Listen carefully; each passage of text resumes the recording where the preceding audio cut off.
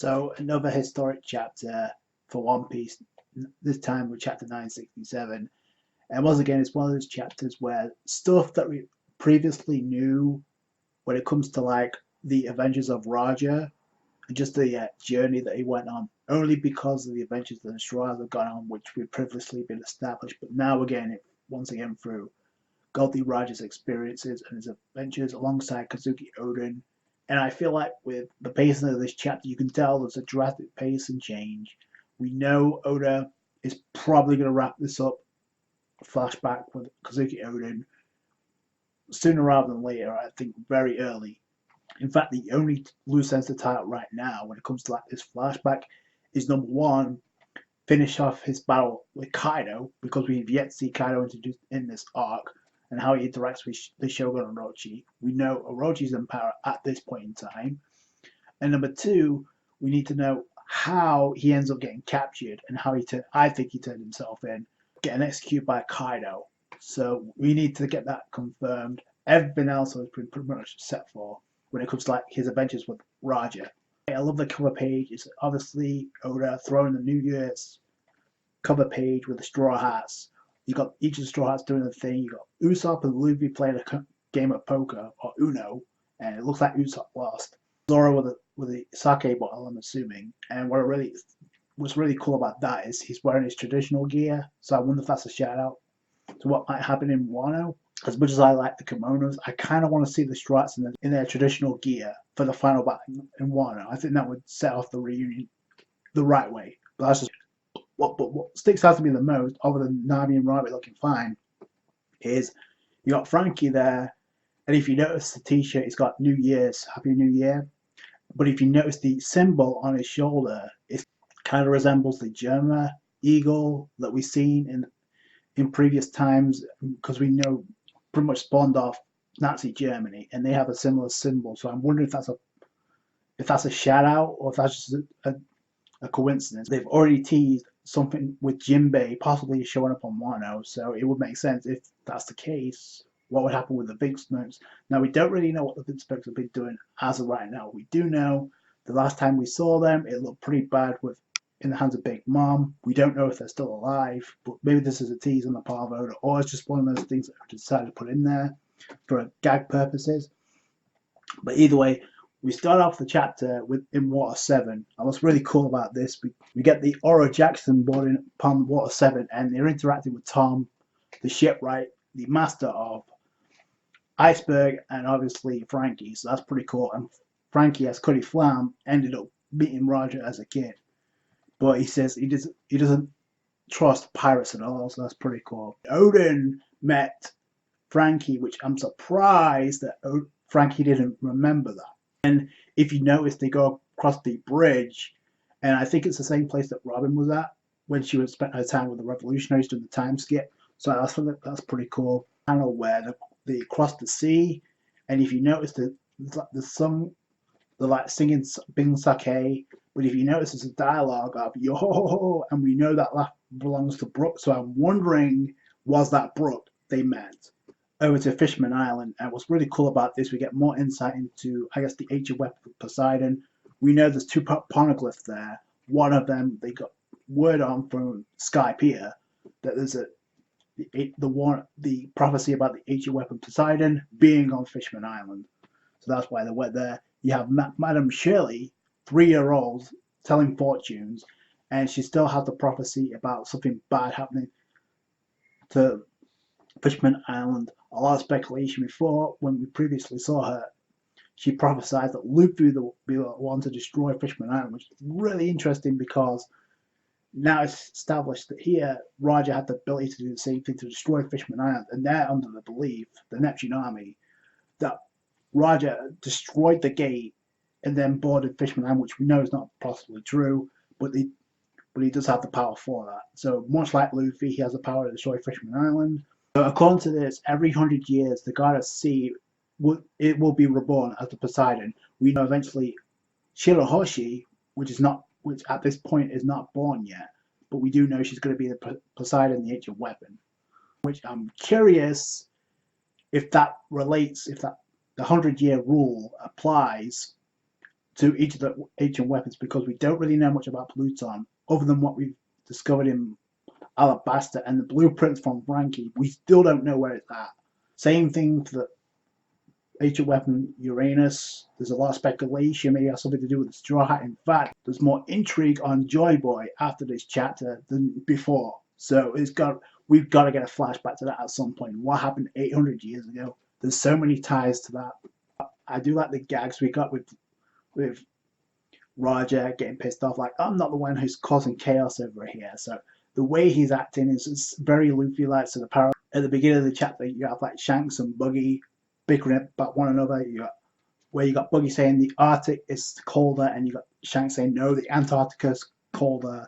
So, and you got Rayleigh in the middle between the two, the moderator. It's like, big set up down you two. So that's kind of funny to me. So go back to Wano because Roger needs all 4 poneglyphs, raw poneglyphs. Now, what's interesting about this, there's the mention of one that we don't know the location for. We know he mentions he snagged the copies of the poneglyph on Big Mom's Whole Cake Island. We knew that, so that was confirmed here.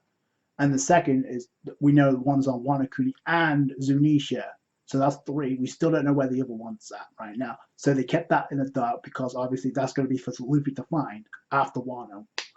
And I find it very interesting because we still need to find out the raw poneglyph on Wano, or at least Robin does, by the final conflict.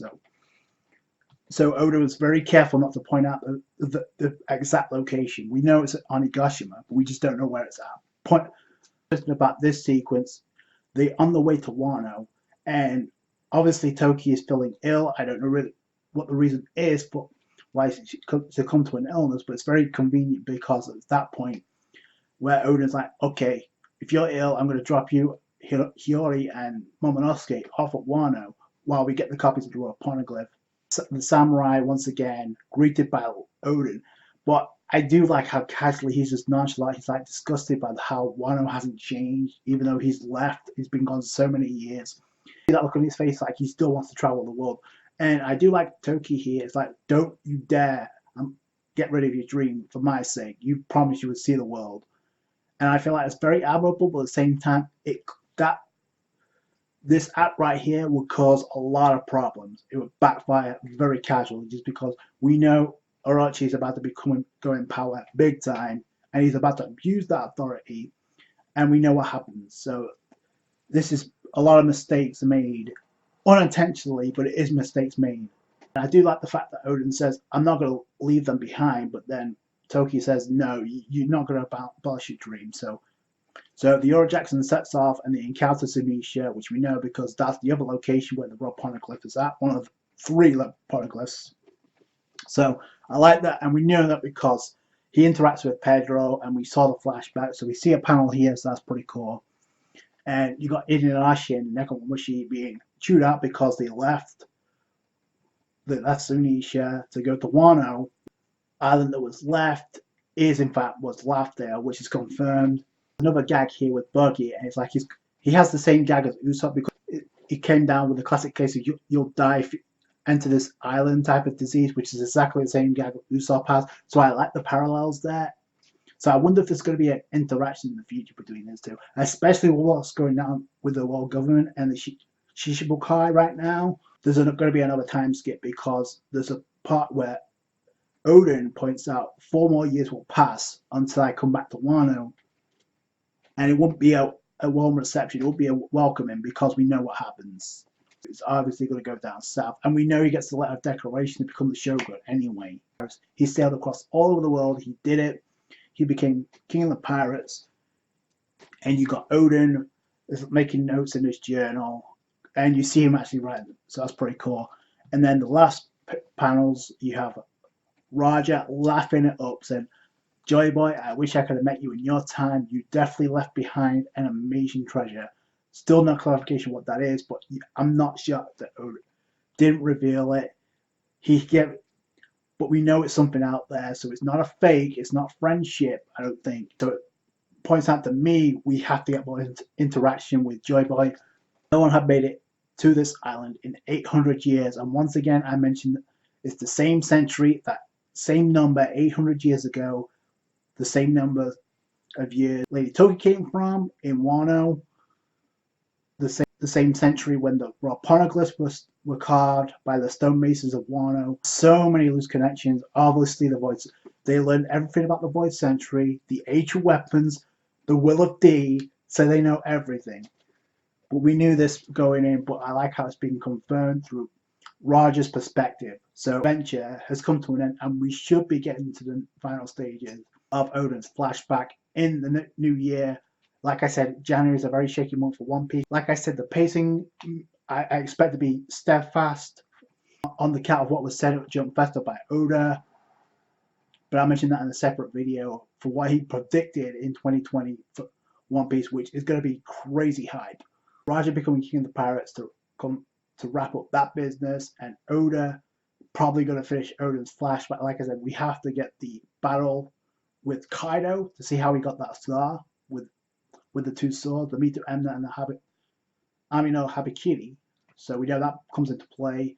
Also, like I mentioned, how Oden gets himself caught. I think he let himself get caught on purpose and then gets executed. And if you technically think about it, a lot of his actions caused a lot of this unintentionally.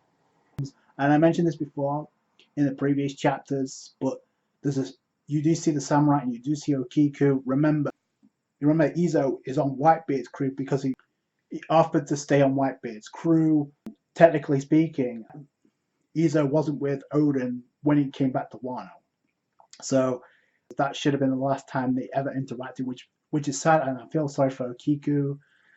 And the thing about it is, this has to be the last that has to have been the last interaction, because the next time we see Whitebeard, he's with Roger drinking it up, and I'm assuming it's after Oden dies. We've seen that scene on Wano before, but I think we're gonna get that perspective. We have to get that shot at least. That is, by the time they're back, Oden's already dead, which also means Okiku alongside Momonosuke and the rest of the samurai have already been sent 20 years into the future by Toki's abilities.